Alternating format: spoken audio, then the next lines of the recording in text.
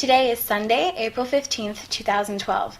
This is Jennifer Rubiello, and I'm here with Aly Maun, a freshman undergraduate student at UC Berkeley. Aly, where were you born? Omaha, Nebraska. Where were your parents born? My dad was born in Omaha, and my mom was born in Kansas somewhere. Did your parents go to college? Yeah, they both went to KU. What would you describe your education was like? Well, I went to public school all the way up until high school, and then I went to an all-girls private Catholic high school, actually, because I had the choice to choose between a public high school and a private school, and I mean, I had just had some social problems at the public school, and so I went to the other one, but it turned out to be a good experience for me. But my parents have always been pretty much letting me choose what I want. They emphasize education, but they like me to do it my own way, kind of. What's your major here at Berkeley? Intended peace and conflict studies and intended cognitive science. Would you say your family was political when you were growing up? To an extent. My dad is a little bit more fiscally conservative, and my mom is more fiscally liberal. They're both socially liberal, though. But since they don't agree, they don't like to talk about it very much. And so I got a little bit of both sides. I could always ask questions, and they would answer them, but not as much. I probably did get more influence from my mom, though, because she spoke a little more about it than my dad. Has your family been involved in protest movements? Yes. My mom's side, kind of completely. I mean, my grandparents were pretty involved in anti-Vietnam War and civil rights protests and things like that. My grandpa was a Methodist minister, and so they did a lot of organizing through the church. What about your father? I don't think I don't know if he's ever been to a protest. I mean, he definitely stays informed and is active, and so he might, because he does have opinions about things, but I don't know if he really has gone out and marched or anything. Occupy Wall Street started in September in New York City. Is that when you became aware of it? Yeah, a friend sent me a video about it, probably December-ish. It was right before finals, and said, people aren't hearing about this, look at this, and I kind of, that's the first time I heard about it, but I didn't really know that much about it still. How would you describe your first response to the movement? I mean, when I first saw this video, it seemed like the issues that were on people's posters and things were definitely issues that we have here, and I guess once I more fully understood it, I was in support, but when I was actually involved, it kind of solidified everything, because it makes you fully understand, because it's kind of confusing without the concrete list of demands unless you're really there and experiencing it. So the occupation began in earnest at UC Berkeley on November 9th. What has your experience been with Occupy Cal? Well, I was there on November 9th, and I wasn't part of the organizing of November 9th or anything. I didn't really know about it. And then I kind of the day before November 9th was told about it all, and went and have been involved ever since, and been going to general assemblies and most of the major events. But November 9th was a crazy day, so it was really interesting, and it got me very passionately involved from the start because of just the things I saw and the feelings. What did you see? The police beating students with batons, and being a freshman and coming to Berkeley and thinking about Berkeley and its reputation for being so liberal and socially active. It was an interesting sight to see that protesters were being beat by the police, and that made me really even more want to make sure I stayed involved in it and supported everyone. Did any of your friends come out in support who were freshmen? Yeah, they did. I've found over time that freshmen aren't out there as much, which is, I mean, as far as the tuition hikes aspect of Occupy Cal goes, I always found kind of funny because it was a gradual thing where it was going to affect the freshmen the most. But I guess getting adjusted to your environment.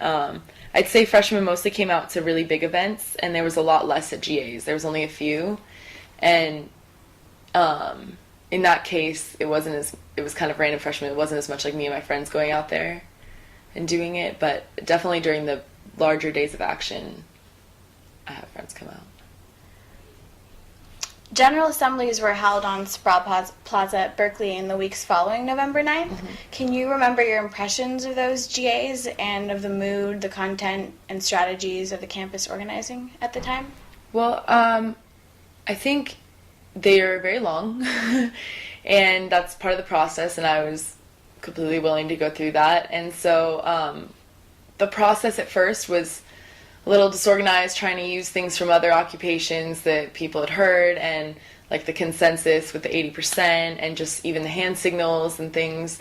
And I mean, I thought it was functioning pretty well, but there was definitely room for improvement, and we did pass certain proposals to reorganize the process to just make it run more smoothly and have a more concrete pathway, and making sure that everyone could respond and have time to think about it after discussions and then discuss.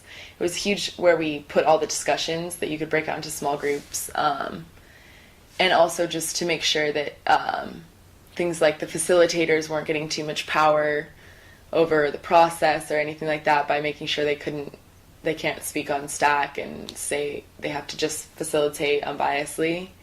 And so I think it did improve a lot. It is long though, and it didn't sustain that many people for long periods of time because of the length. But when we would have good GAs with lots of people there, it was really cool because you would just get so many ideas, and so I really liked them. As of recent, it's been really difficult for me to attend them because it's now so many less people, and it can't even be a formal General Assembly because of the quorum that we passed, and so it's just discussions. Can you describe the quorum? Let's see, we passed a proposal that said that the quorum has to be 25, I believe, and this was pretty late when we already weren't having GAs with 100 people or so.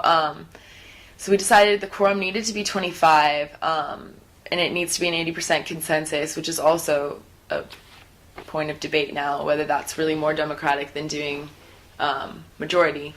But and then I think there was a certain number of people then have to vote yes out of that quorum, because it can't just be with a bunch of abstentions that it would be 80% with the no's and the yeses, but it's only like 4 people voting.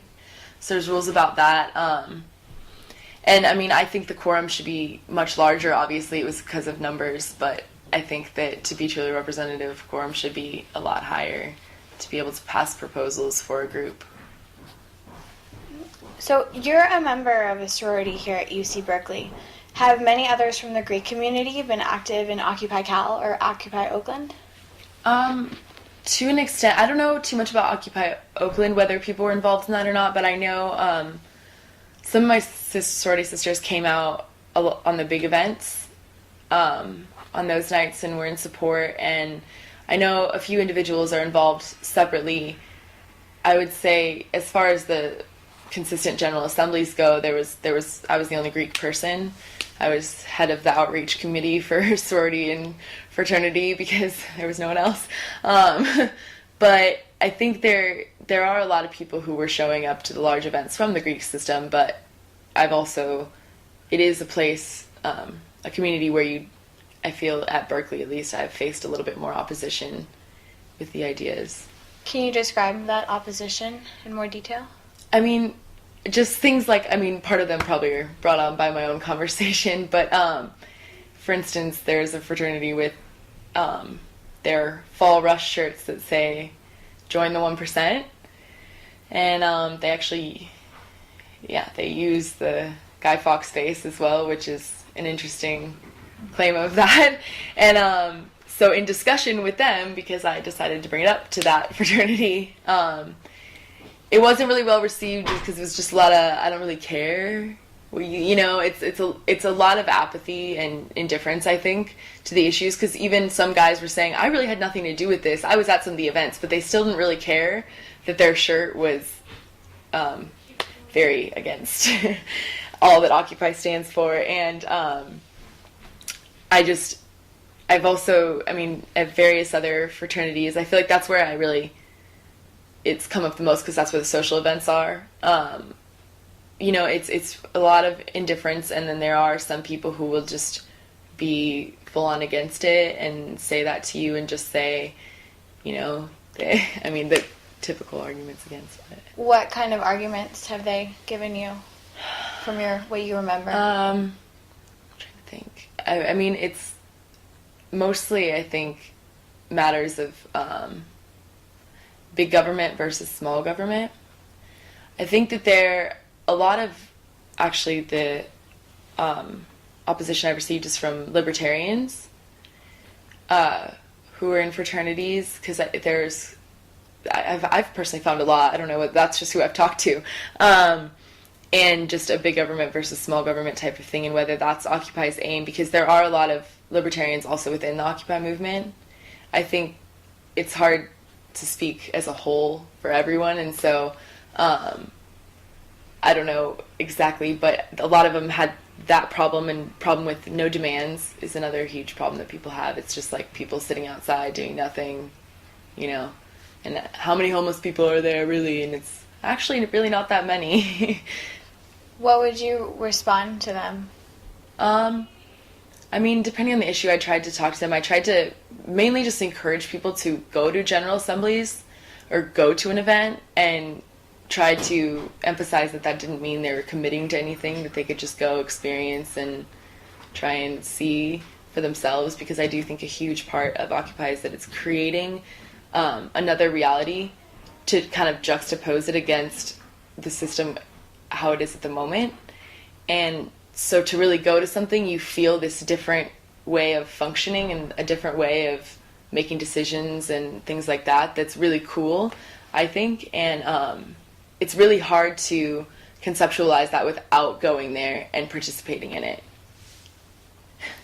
You recently finished running for ASUC Senator as a Students for a Democratic University candidate. Why did you decide to get involved? Well, Occupy Cal has not really had a official General Assembly in a long time, haven't been able to really pass anything. There's a lot of internal divisions trying to figure out where the next steps are.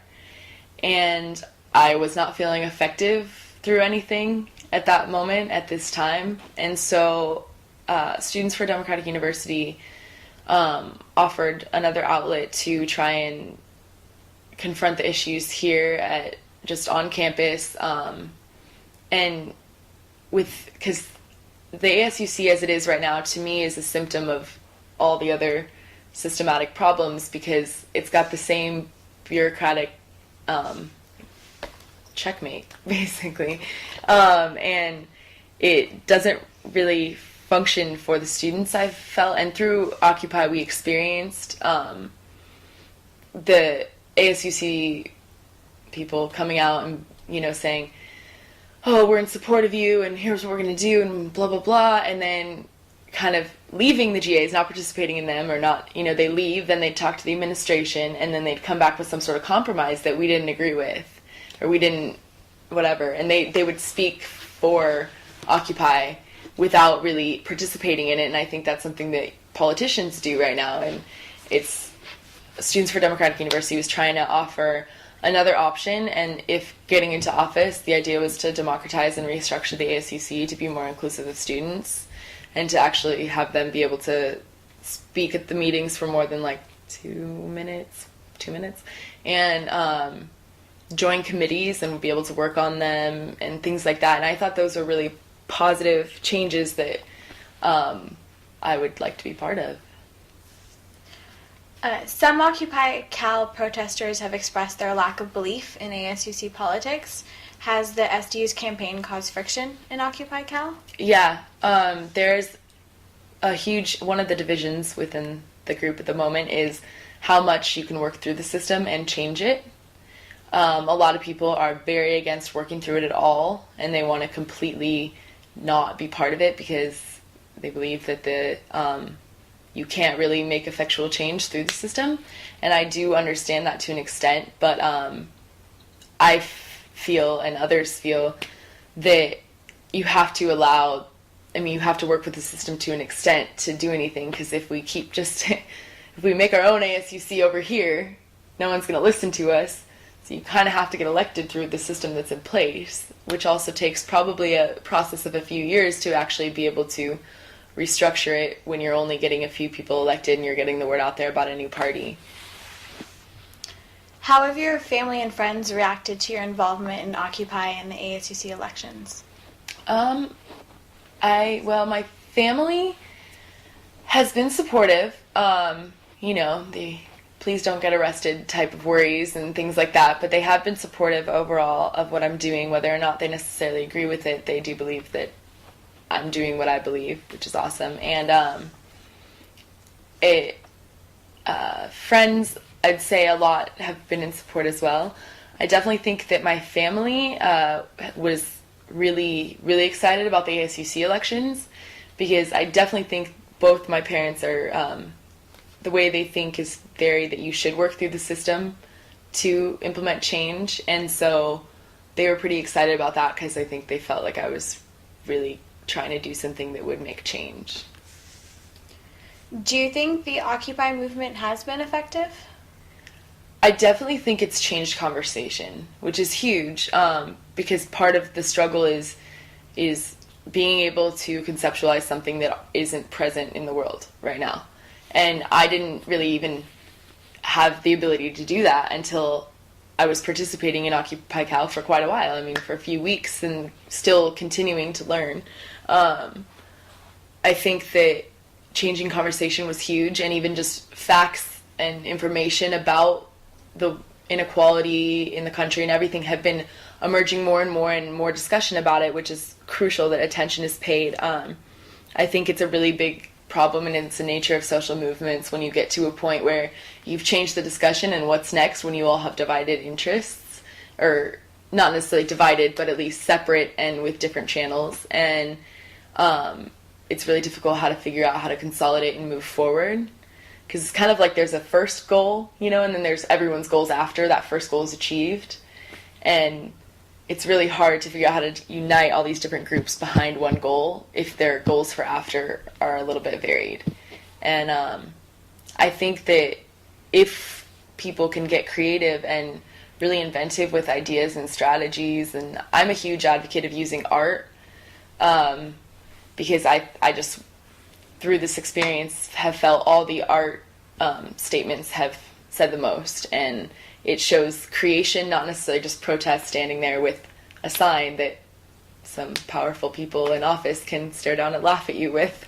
And I think that if people can get inventive with ideas, that there's a lot of potential to move forward. But at this point, the name does have connotations with it, and it also has people who believe it doesn't exist anymore, and it's definitely in a low spot at the moment, but I do think it has, to an extent, made differences.